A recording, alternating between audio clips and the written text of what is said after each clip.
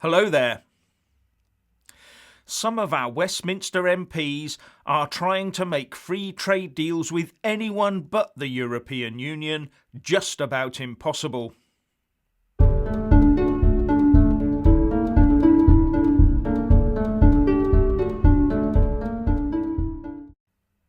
Firstly, please subscribe and like this video to give my channel a boost, and I'm always uploading new videos, so please check back daily. Now, MPs have put a whole slew of amendments into a bill up for debate in the Commons tomorrow that, if let through, would damage the UK's ability to do free trade deals with just about any external state, bar the European Union, of course. This relates to the Agriculture Bill that lays down how we feed ourselves post the Brexit Implementation Period, otherwise known as post-IP.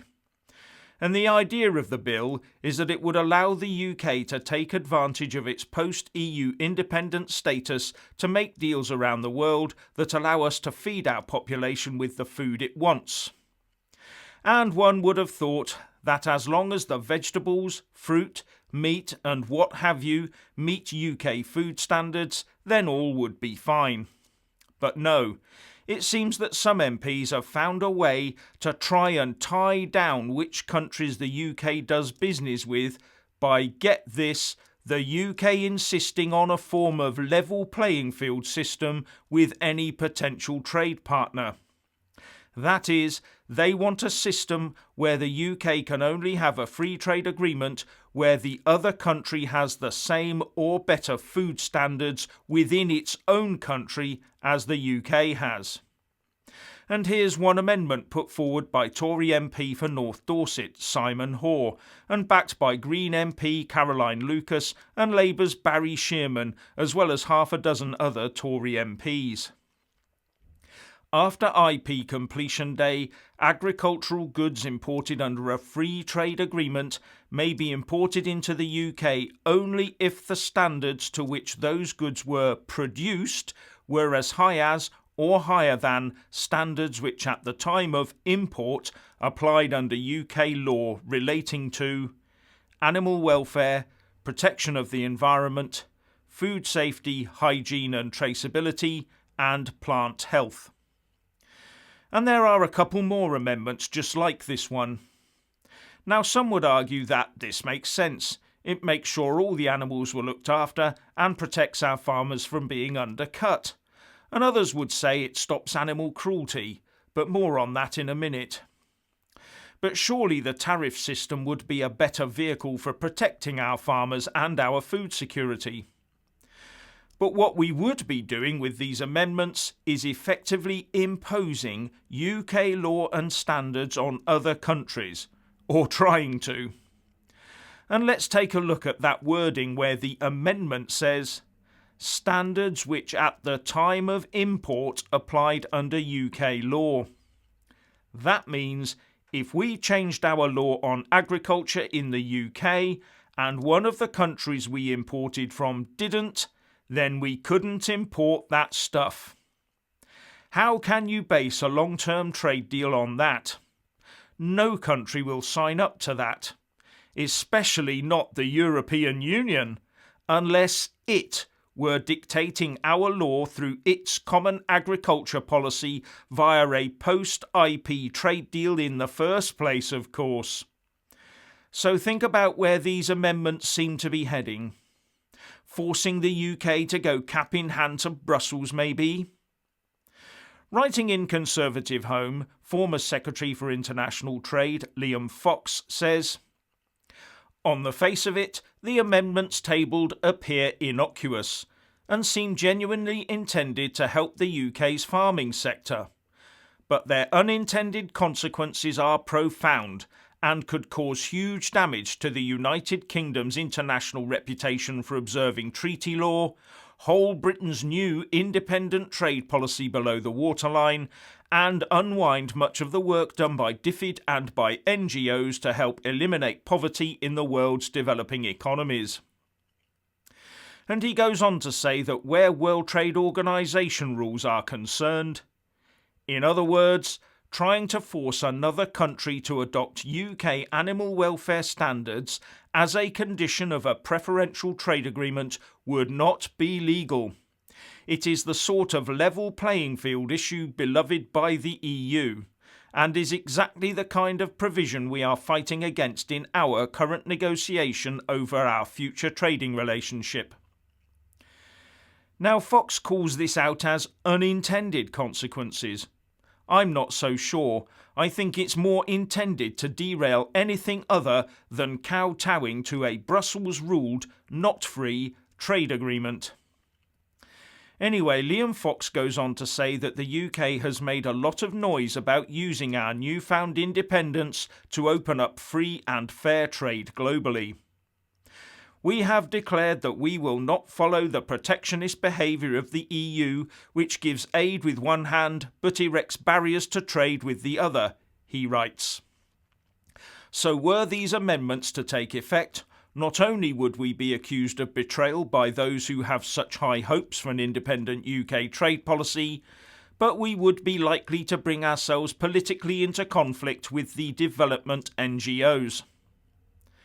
Now, these amendments will be supported by those MPs that have a large number of farmers in their constituencies, or who are interested in green issues, for example.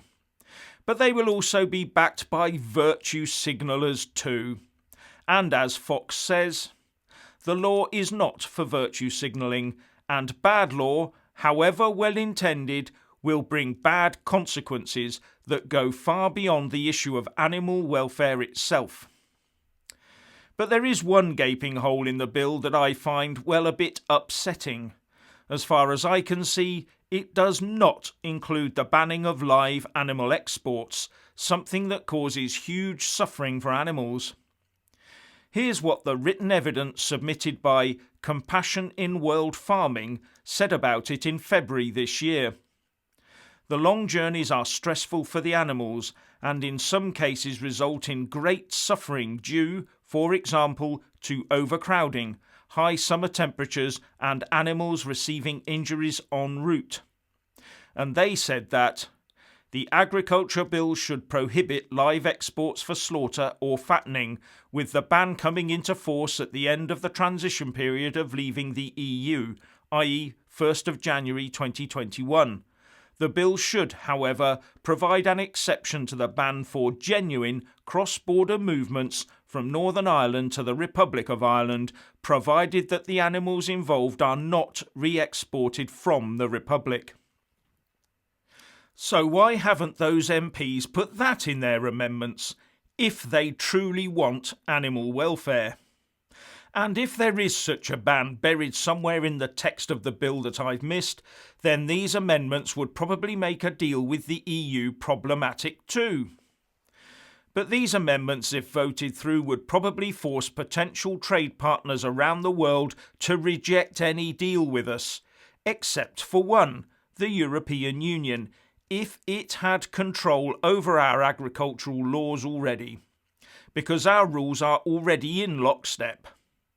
These amendments would make a trade deal with any other player just about impossible, because it could always be argued by the pro-EU rejoin lobby that different standards means inferior standards.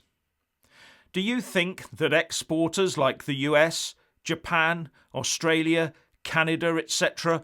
would sign up to having their internal laws dictated to them by the UK, knowing in reality that could mean having their rules dictated to them by the EU, using the UK as a proxy?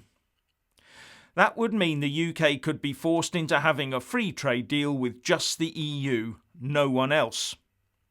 And once inside that straitjacket, the European Union would be more than pleased to dictate the pace of the talks and the rules. Suddenly the clock would be on their side. The Eurocrats could sit back, knowing there's only one port we could visit, and they would charge accordingly.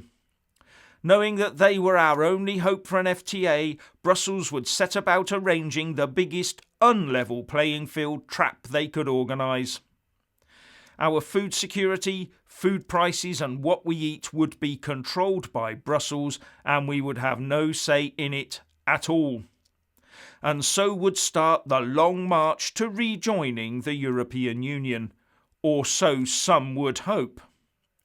This is not what we voted for in 2016, and I would be extremely surprised if all this pro-EU, pro-rejoin type stuff had not been among the thought processes when these amendments were formulated and tabled. Wouldn't you? MPs must roundly reject these amendments so that the UK have the freest hand possible when dealing with other nations around the world. Anyway, if you want to hear more from me, please don't forget to subscribe and also press that little bell, or you won't get any notifications. And if you want to see more of me, buy a mug with my mug on it. So, what do you think about this? Please share and comment, and thank you for watching.